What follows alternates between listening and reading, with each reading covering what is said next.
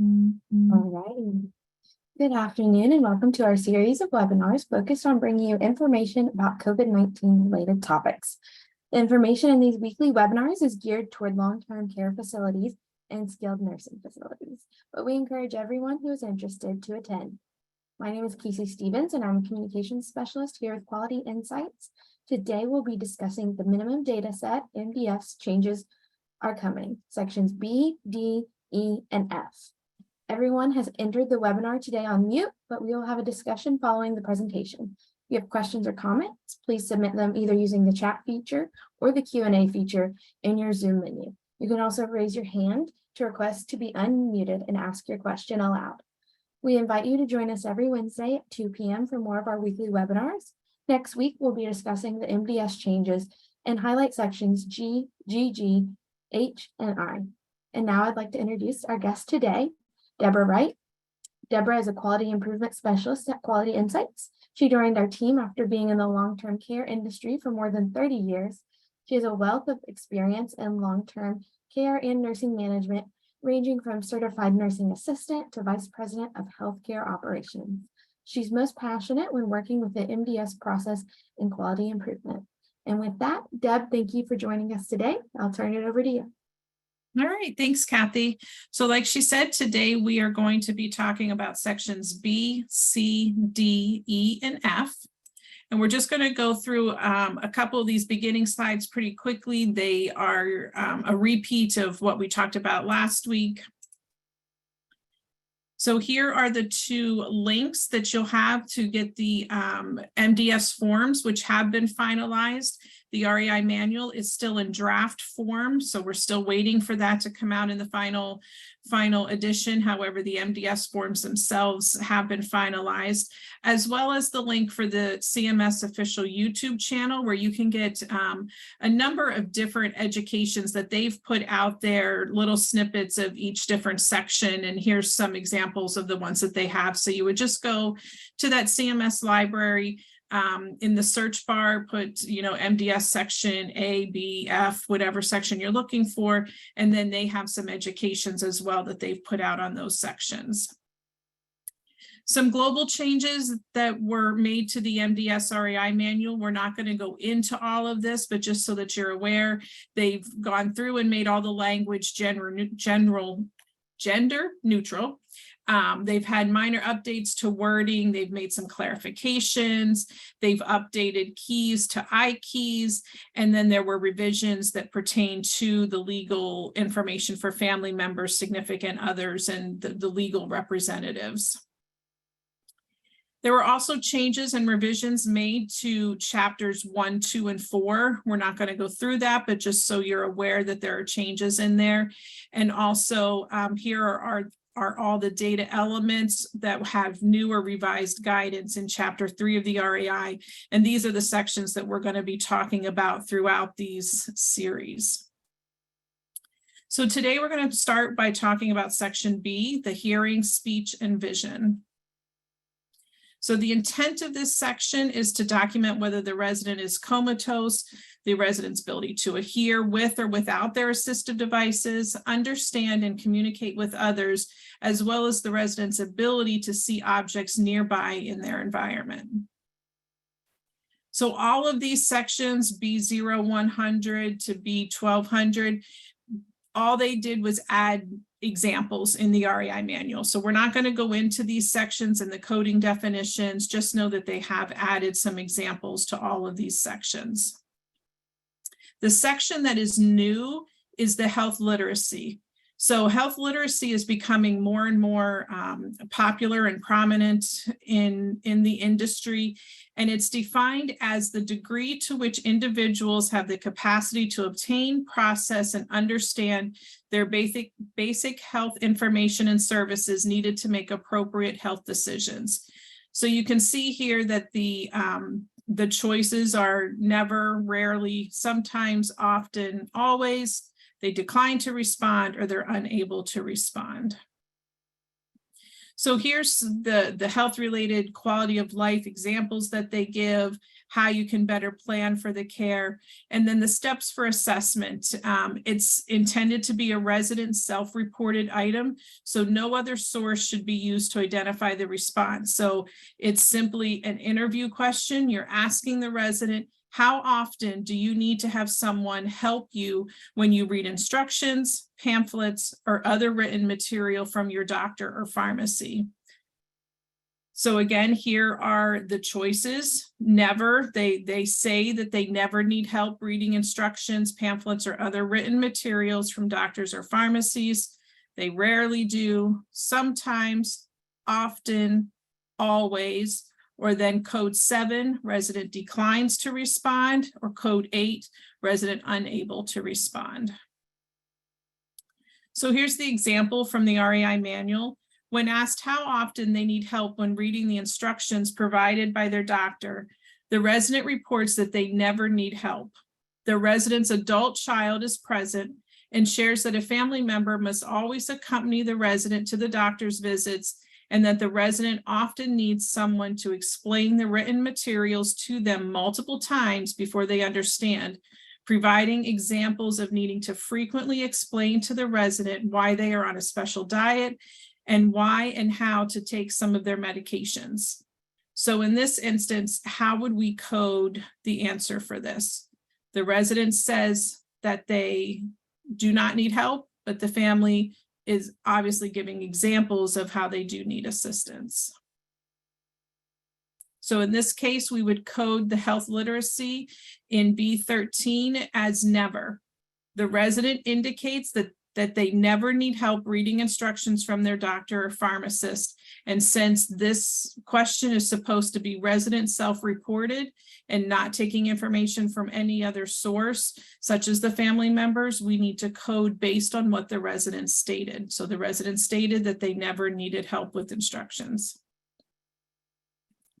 So then we go into the cognitive patterns.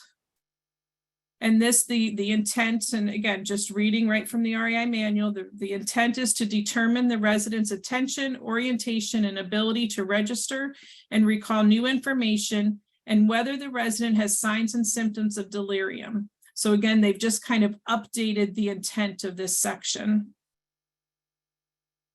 Steps for assessment, we want to make sure that we're interacting with them in their preferred language. So you want to go back to section A, where we had to answer that question, what is their preferred language and communication method?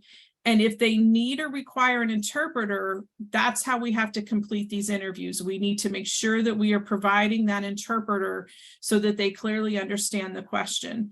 If they prefer to communicate using alternate means, such as writing or pointing or sign language, or those infamous cue cards that I don't know how many of you still use those or not, but the cue cards that are available for these interview sections, we need to make sure that we're using those. This is one of those questions where if in section B, we said that the resident is rarely or never understood, we would then skip to C0600, the staff assessment for mental illness. Keep in mind, there are some caveats if it is a standalone Part A PPS discharge assessment. In that case, if they're rarely or never understood, then we would skip to C1310, signs and symptoms of delirium. So here's a screenshot of what the BIMS, the brief interview for mental status, looks like. And it is considered complete if the resident attempted and provided relevant answers to at least 4 of the questions in C0200 to C0400C. Relevant answers do not need to be correct, but they do need to be related to the question that was asked. So 0200 is the repetition of the 3 words, and then you have the temporal orientation and the recall questions. If the interview is stopped, they've added some clarifications on what we do with the coding. If the interview is stopped, then we're going to dash 0 or C0400 A, B, and C, which is the recall questions. we're going to code 99 in the BIM summary score, unless it's and then if the assessment is completed as a standalone PPS, we're going to move on to the signs and symptoms of delirium. If it's not, then we're going to proceed to the staff assessment. So then if all the responses in C0300 A, B, and C, which is your temporal orientation questions, are coded 0 because the answers are incorrect, we're still going to continue that interview. And some examples of what those responses could be in order to code 0 are the incorrect answers, unless the item itself provides an alternative response, the items that are nonsensical, and questions that the resident chooses not to answer or refuses to answer. Since those zeros result from these 3 situations, we need to make sure that we're treating them differently when coding the BIM summary in C0500. And the interviewer may find it valuable to track the reason so that they can accurately calculate that summary score. So then moving on to the mood section. Not too much has changed with this as far as the intent. The intent is still to address mood distress and social isolation. So mood distress is that serious condition that's underdiagnosed and undertreated in the nursing home and is associated with significant morbidity. It's important to identify the signs and symptoms of mood distress so that we can treat them. We can make sure that the physician is aware. We can involve activities so that we can increase their mood. Social isolation is a new area that's now on the MDS, and that refers to the actual or perceived lack of contact with other people which increases with age. It's a risk factor for physical and mental illness. It's a predictor of mortality, and it's important to assess in order to identify engagement strategies. And that's what they're really going to see based on how we answer that social isolation and how the resident is feeling really is going to drive our activity and our engagement with the residents. These are just some clarifications for the steps for the assessment. Again, they have that general neutral verbiage in there. And it goes on to say, again, this is one of those questions that based on section B, if they're rarely or never understood, then we would skip to the staff assessment again, unless it's a standalone assessment. In that case, we would skip right ahead to the social isolation questions. So coding instructions, we would code 0 or no if the interview should not be conducted because the resident is rarely or never understood or cannot respond verbally in writing or using whatever method that they use, or an interpreter, pointing, the cue cards. If they're not able to do that, again, we would skip to the staff assessment. Or we would code 1 for yes if the resident interview should be conducted because the resident is at least sometimes understood verbally in whatever method that they communicate. So here's the part that I still struggle in saying. It's no longer a PHQ-9, it's a PHQ-2 to 9. The rationale is it's important to note that coding the presence of clinical signs and symptoms of depressed mood does not automatically mean that the resident has a diagnosis of depression or other mood disorders. And we as the assessors cannot give a diagnosis of depression simply based on the outcome of the PHQ score. Again, it's used to help guide the care planning process and how we're going to engage the resident. So where the PHQ-2 to 9 comes in, they're now saying a lot of it depends on the first 2 questions. So the first 2 questions are little interest or pleasure in doing things and feeling down, depressed, or hopeless. So if we ask those first 2 questions and they're both coded as 9, no response, or if they're both coded but the frequency is never or one day or 2 to 6 days, that's where it would stop. So that's where the PHQ-2 comes into place. If there's any other variations of that scoring, then we continue with the rest of the PHQ going down to the 9, answering all the resident mood interview questions.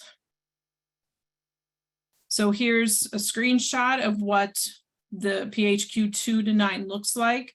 Again, if they have a 9 in D0150A column 1 for 1 and 2, or I'm sorry, for A and B, if it's a code of 9, the interview stops. Or if they have a symptom presence for A and B, but then the symptom frequency is 0 or 1, we would stop the interview. Any other combination, we continue with C through I for that section. Again, this is the same repetitive statements again that we're coding. Symptom presence, no, that they indicate the symptoms are not present.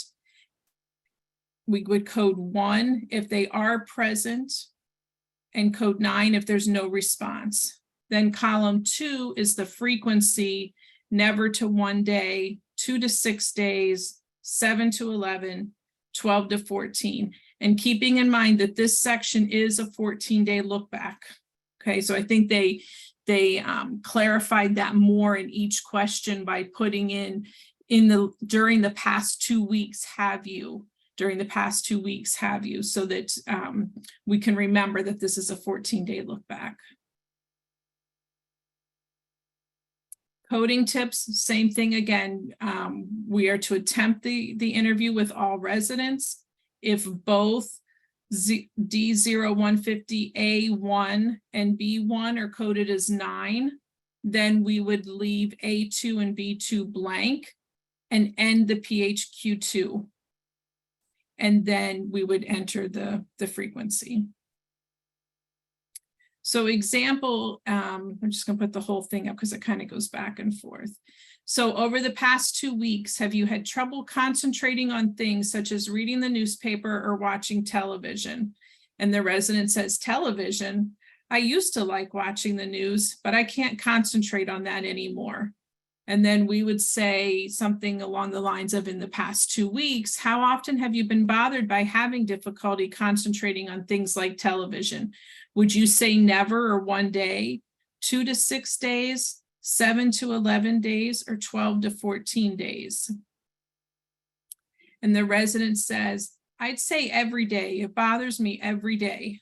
So in that case, then we would code 0150G1 for symptoms. We would code it as yes. They said that they have had trouble concentrating. And then the frequency would be coded as 12 to 14 days because they said it bothers them every day. The severity score, this slide, I'm not going to read it. This slide breaks down the total score for the PHQ-2 to 9, breaks down the different levels of depression based on their score. This is something, again, that you can work on your care planning processes, communicate with the physicians if they've had a change from assessment to assessment with their level of depression. How's it going to drive your care planning? How are you going to involve activities and engage the resident to have them more involved in activities? Then we get to the new question, which is section D0700, social isolation. And again, social isolation is defined as referring to an actual or perceived lack of contact with other people, such as living alone or residing in a remote area. Again, it goes back to that social engagement, creating an activity plan that makes them have meaning, gets them involved, reduces their feelings of social isolation, and just, trying to enhance their quality of life by keeping them active. Again, this is a resident self-reported item, so no other source should be used to identify the response. And it's simply asking the resident, how often do you feel lonely or isolated from those around you? And again, these are the same answers as before: never, rarely, sometimes, often, always. They decline to respond or they're unable to respond. So an example of social isolation: the resident, upon being admitted to the facility, is asked about how often they feel lonely or isolated from those around them. The resident states that because they don't have very many family members left who live close by, and they see their friends only a couple times a month, they often feel isolated. They are hoping that being in the facility will help them feel less isolated and plan to attend activities regularly. So again, they're answering the question. They've actually, in their response in this example, said that they hope by being in the facility, they can become more active in the activities program and not feel so lonely and isolated. So in this case, D0700 would be coded as 3 often based on their responses. Behaviors, we have no coding changes in section E. Activities, or section F, preference for customary, routine, and activities. There's really no changes in this section either.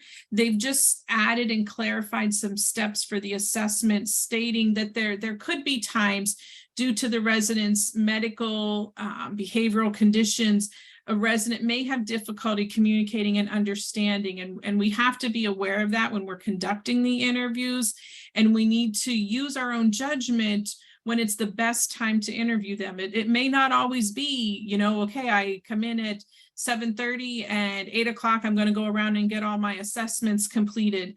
It may not be the best time to interview every resident at 8 in the morning. So you're going to have to use your judgment of when to interview them. And they're saying all conscious residents should be interviewed. I guess that's just a clarification there. And unlike the mood and the BIMS and the cognition with the interviews, this interview is a little bit differently, where we're not basing it on whether the resident is rarely or never stood. Every resident, if they're conscious, should be attempted to be interviewed for this section. If we've exhausted all avenues to interview them, different times of the day, different people interviewing them, then we could talk to the family or the significant other to find out what was important to them when they were in the community before they came to us. If there's no family member or significant other, then we would move on to the staff assessment for their daily and activity preferences. So that was a lot for those sections. If anybody has any questions, I will let Casey drive that a little bit. And like they said, next week, we will dive into section GG. I know that's everyone's favorite section, kind of say that tongue in cheek there. So we'll spend a lot of time on section GG. So you just want to make sure you have the appropriate staff there for next week's. So do we have any questions at this time?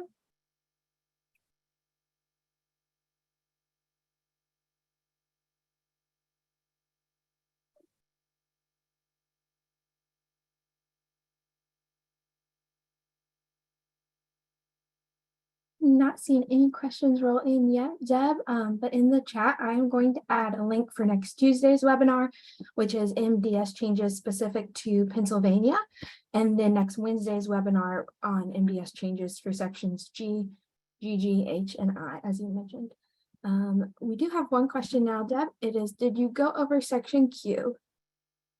No, that section Q will be probably addressed on August 30th when we get to the end of the sections.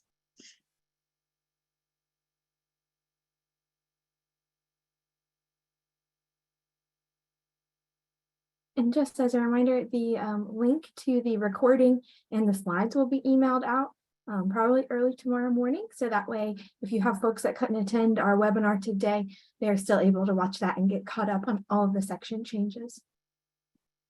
And I do want to thank you, Casey, because I actually forgot. I'm glad I asked you in the beginning to do that. On next week, on August 15th at 1 o'clock, we will be reviewing Pennsylvania, the OSA, the other state assessment, and how that's going to change. So that's really a time when your whole interdisciplinary team that's responsible for the MDS should be present, because you know, some people say, I'm going to use section G as an example. It's like, oh, good, we don't have to do section G anymore. But for the OSA, there are sections of G that we are going to have to do. So we're going to listen to a recording that actually came right from the Office of Long-Term Living, Myers and Stauffer, and hear right from them what we're going to be required to do for that OSA so that we can continue to get payment. And then we'll open it up for an open Q&A session.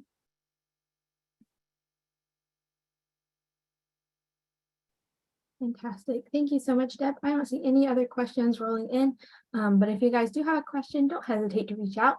You can also join us on Tuesday and Thursdays at noon. We have virtual live chats, and Deb will be there to answer questions on quality improvement initiatives, infection control, and MDS quoting.